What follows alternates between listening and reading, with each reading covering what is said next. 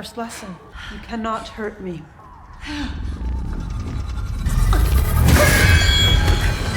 The second lesson. The sul'dam cannot be removed. Not by you. I am Renna. I believe in cultivating a friendship. Many sul'dam disagree. What's your name? I will have to hurt you until you tell me. It would be easier if you just told me.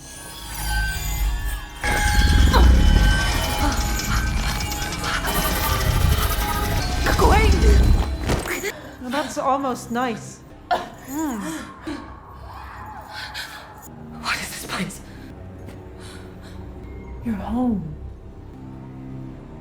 Soon, your training begins.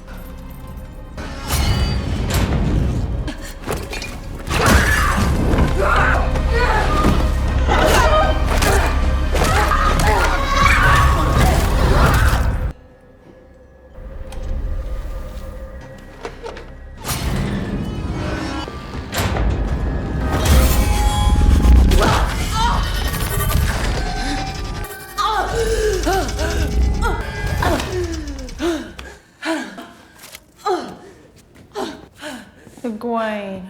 A damane cannot touch any object she believes to be a weapon. Not while she wears the sul'dam. You will wear this for the rest of your life.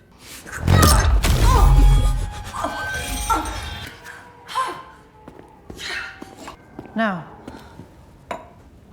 pour me a glass of water.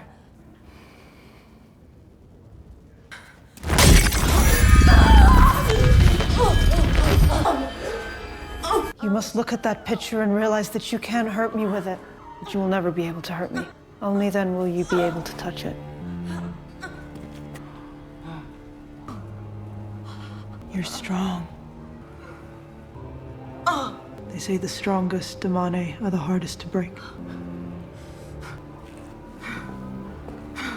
I'll be back tomorrow, Egwene.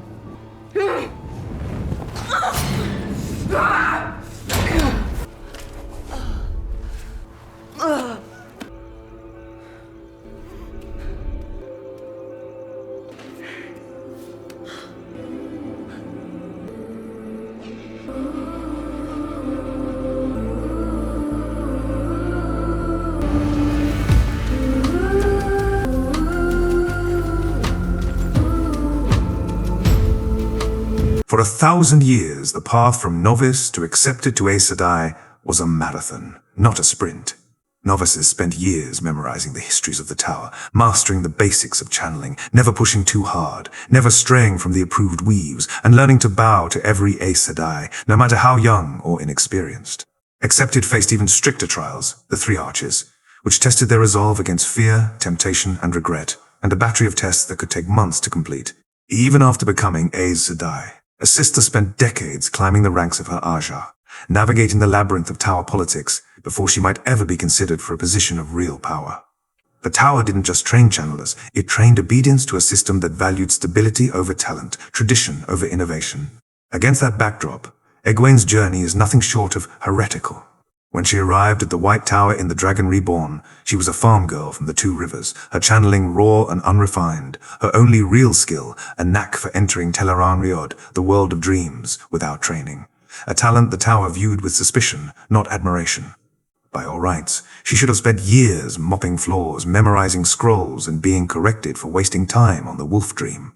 Instead, she became accepted in months, not years, and Aes Sedai in little more than a year. By the Shadow Rising, she was leading a group of exiled Aes Sedai and novices. By a crown of swords, she was Amelin Seat, the leader of the entire White Tower, at a time when most Aes Sedai were still decades away from even sitting on the Hall of the Tower. Not because the tower suddenly decided to reward talent over tradition, but because the tower itself was falling apart. The chaos began with Seanchan's deposition, the former Amelin accused of consorting with a false dragon. Grand Owl Thor was stripped of her power, stilled, and thrown in a cell.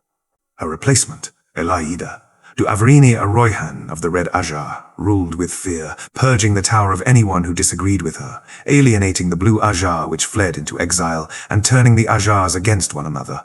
The tower, once a united front, split into two. Elaida's faction, isolated and paranoid in Tar Valon, and the exiles, led by Siwan and Leane, scattered across the world.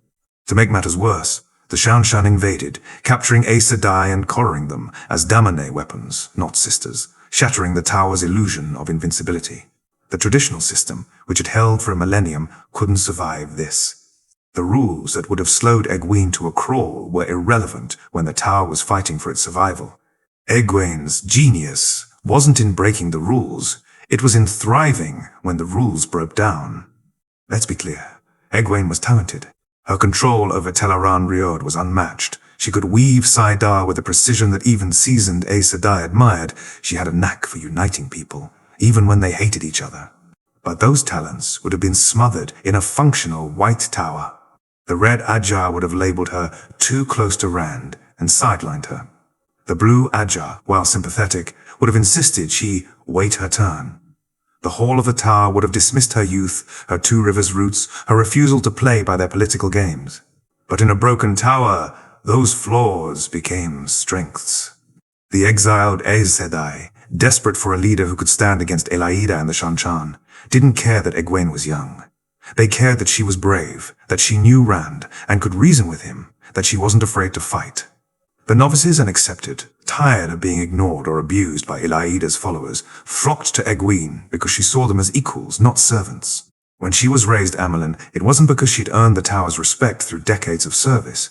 It was because the exiles needed a symbol, a figurehead who could rally them, and Egwene was the only one who fit. Even her greatest triumphs were rooted in chaos. When she retook the White Tower from Elaida in Knife of Dreams, she didn't do it through traditional tower politics.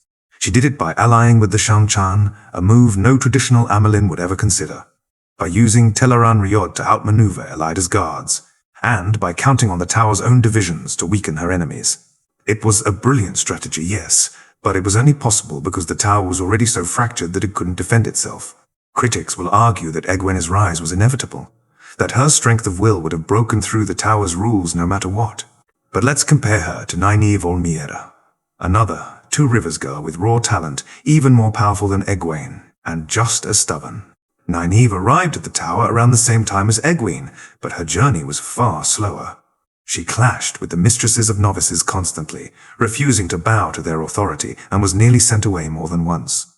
Even after becoming Aes Sedai, she struggled to gain respect in the tower, dismissed as the wilder from the Two Rivers who didn't understand proper protocol.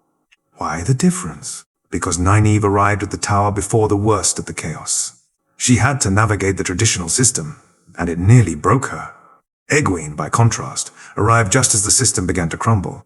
She didn't have to fight the rules. She just had to step into the void they left behind.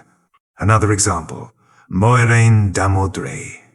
Moiraine was one of the most talented Aes Sedai of her generation, a Blue Ajar sister with a sharp mind and a gift for prophecy. But even she spent decades in the tower before she was trusted with important missions. She didn't become a key player in the fight against the Dark One until she was well into her 40s, decades after Egwene had already become Amelin. Moiraine's talent was just as great as Egwene's, but she lived in a functional tower where talent alone wasn't enough. She had to wait her turn. This isn't to say Egwene was unworthy of her position. She was a good Amila, maybe even a great one. She united the split tower, ended the Red Ajar's blind hatred of male channelers, and led the Aes Sedai into the last battle with courage and wisdom. But her greatness was a response to chaos, not a rejection of order. The White Tower's flaw wasn't that. It ignored talent. It was that it was so rigid, so resistant to change, that it could only adapt when it was on the brink of destruction. Egwene's rise wasn't a triumph of ability over tradition. It was a symptom of a system that had failed so completely that it could no longer function. The tower needed someone like Egwene, Young, flexible, willing to break rules to survive. But if the tower had been working as it should, Egwene would have been a promising novice, not an Amelin. She would have learned the tower's ways slowly, refined her talent, and maybe, one day, become a respected Ajar head.